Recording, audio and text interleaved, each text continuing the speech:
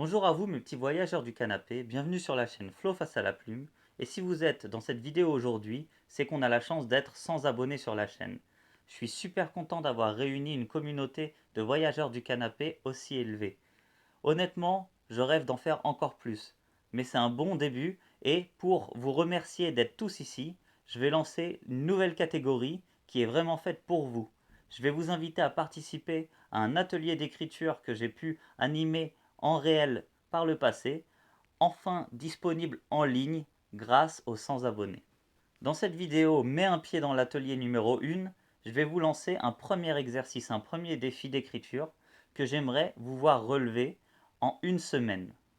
Une fois votre texte rédigé, vous aurez une semaine à compter de la date de sortie de cette vidéo pour m'envoyer à l'adresse mail que je fais apparaître ici et que je mettrai également en description de la vidéo les différents textes que vous aurez pu écrire après l'annonce du sujet que je vais vous faire juste ensuite. Au-delà du fait de s'exercer, à quoi peut vous servir de participer à ce petit concours d'atelier d'écriture?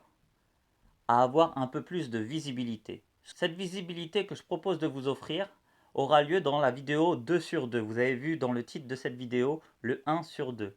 En effet, je vais vous laisser, comme je vous l'ai déjà dit, une semaine pour rédiger. Je me laisserai une semaine pour lire l'intégralité de vos textes.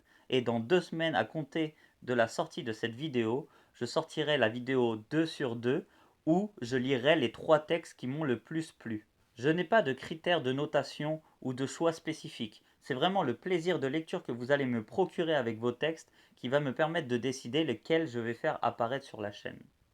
Je vous en ai dit bien assez, maintenant place au sujet. Pour cette première vidéo Mets un pied dans l'atelier, j'ai décidé de vous lancer un défi d'écriture en lien avec la vidéo de l'autre côté de la plume numéro 2, celle sur la création d'un univers. Je vais bien sûr pas vous demander de créer tout un univers avec toute la densité que j'ai pu présenter dans la vidéo que je vous remets juste ici pour ceux qui ne l'ont pas encore vue, mais je vais vous demander de faire un texte un peu particulier. Je voudrais que vous me fassiez une scène descriptive présentant un univers que vous auriez imaginé.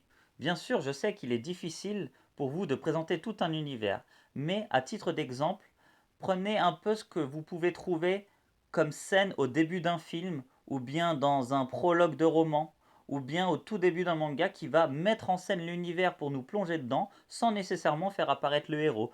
Ces scènes précèdent généralement l'arrivée du héros et nous permettent de comprendre dans quel univers il va s'implanter lors de son arrivée. J'espère que j'ai été assez clair sur le type de texte que je voulais vous voir réaliser. Si ce n'est pas le cas, ne vous inquiétez pas, je vais vous en donner un exemple. Maintenant, pour ce qui est des quelques règles, je vais juste vous donner des limitations de taille de texte, afin que je puisse en lire un maximum et pouvoir juger dans les délais que je vous ai donnés. J'aimerais que votre texte fasse entre 500 mots et 1500 mots maximum. Vous avez une semaine pour le rédiger. À titre d'exemple, je vais vous présenter un texte qui fait 469 mots et que j'ai rédigé en une demi-heure lors d'un atelier d'écriture où j'avais donné le même exercice à d'autres personnes et où je me suis plié également à l'exercice. Maintenant que je vous ai donné l'intégralité des éléments, vous pouvez foncer tout de suite ou regarder l'extrait que je vais vous lire juste ensuite du texte que j'avais moi-même réalisé. Ce texte s'appelle Terra Luna et présente le monde de Terra Luna. J'espère que ce texte vous plaira, n'hésitez pas non plus à me donner votre avis sur mon propre texte dans les commentaires. Je vous souhaite une bonne écoute. Terra Luna. La nuit toucherait bientôt à sa fin. Cela se voyait à l'éclaircissement progressif du ciel. D'ici 4 à 5 cycles, les soleils réapparaîtraient, chacun leur tour, jusqu'à ce que le 10e vienne tous les surplomber. Les hommes auraient été poussés au fond de leur grotte bien avant sa venue. La saison nocturne aura duré cette fois plus de 1800 cycles. 1800 longs cycles d'éveil et de sommeil.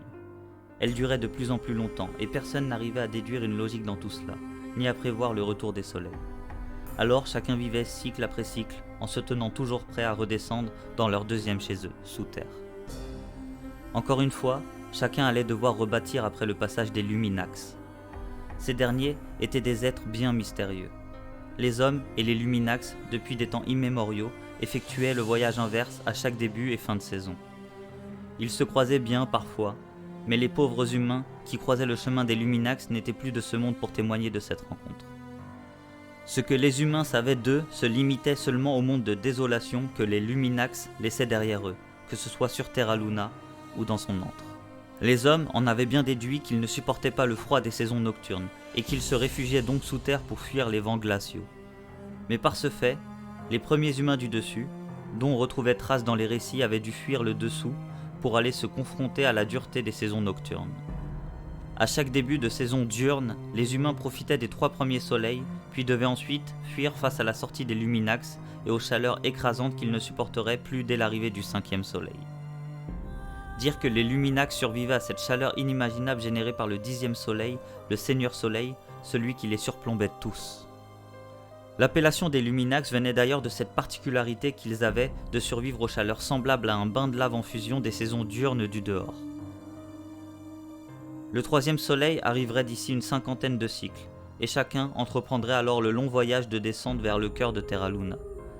Et chacun reprendrait sa 2e vie, en attendant que le puits de lumière commence à faiblir et à indiquer le départ des soleils et également le signal de la remontée.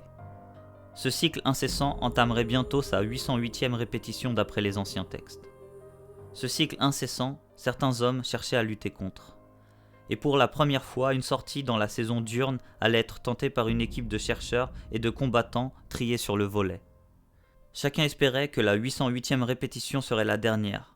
En attendant, les préparatifs commençaient partout sur Terra Luna, car le premier soleil approchait. Voilà, j'espère que ce texte vous aura plu et qu'il aura permis aux personnes qui n'avaient pas compris le concept d'acquérir ce concept et de pouvoir se lancer dans l'aventure, mais un pied dans l'atelier. Je vous souhaite bon courage dans votre travail de rédaction. N'hésitez pas à me poser des questions dans cette vidéo et on se dit à dans 2 semaines pour pouvoir lire les textes des heureux gagnants. Je vous dis à très bientôt mes petits voyageurs du canapé et d'ici là, portez-vous bien.